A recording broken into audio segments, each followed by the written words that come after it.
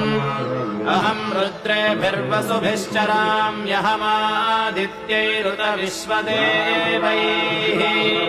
अहं मित्रावरुणो भाविभर्म्यहमिन्द्राग्नी अहमश्विनोभा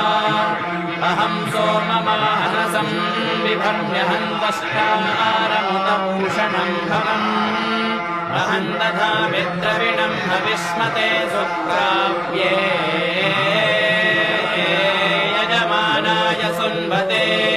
अहं राष्ट्री सङ्गमने वसूनां जिगितुषे प्रथमा यज्ञियानां